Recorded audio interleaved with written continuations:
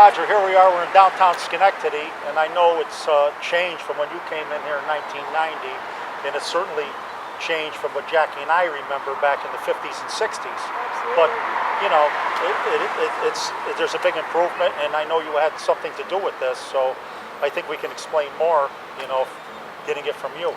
Well, when I came in 1990, Schenectady was a wasteland, and I had helped turn around Beloit, Wisconsin through something called Beloit 2000. Neil Golub and I found each other, we brought people together, decided to call it Schenectady 2000, and that in turn resulted in Metroplex and some of the buildings that were done and the jobs relocated. But the important thing that came out of it first and foremost was an incredible change in attitudes among people throughout these neighborhoods. It's been incredible. But now we've got to bring that back because Metroplex has done what it was meant to do in large part downtown. It has to do the same thing in the neighborhoods. Exactly.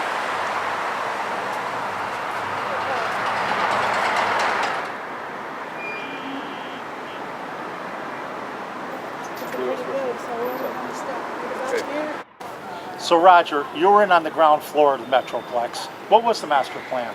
The plan for Metroplex was very simple. Any renovation of any city starts with anchor buildings.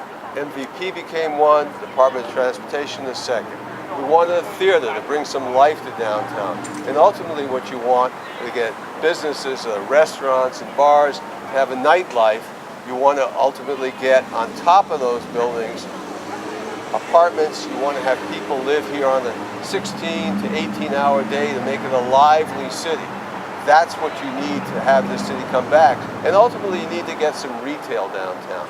More small businesses. You're not going to get a major chain downtown, I suspect, but you can get small businesses. That's what the life of the city is all about. Right, so your feeling is you really need to make Schenectady a destination, not just a place on the map. Well, it's great that you bring it up because one of the things, Jackie, that happened was the decision was made back in, I believe, the 1960s to take down the beautiful train station we had. Right. Now we're talking about replacing the sardine can that we have with another train station, have that expense. But what we really need to make this a destination is to have that second track between Albany and Schenectady. I agree. Because anyone that's taking the train to New York City gets to sit in Albany for 30 minutes. I agree. I've been attending meetings for years talking about that concept, and we need the two tracks. It's just imperative for the survival of this community in this area, right. the Mohawk Valley. So many people don't understand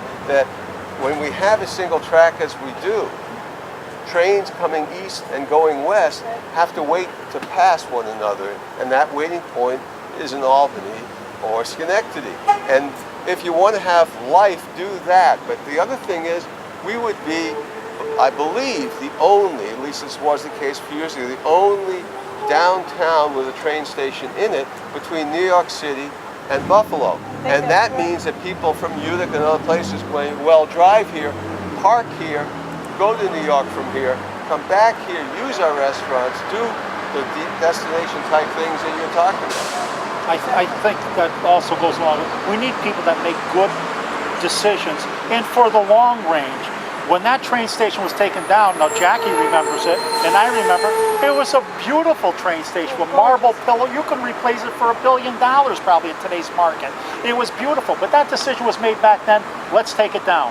So there was no long-range plan, and we need people with some vision to look at the long range. And other than what took place with Schenectady 2000 and Metroplex, I would argue there's been no financial planning in this city, no establishment of priorities. And that's why we're in the financial shape we're in.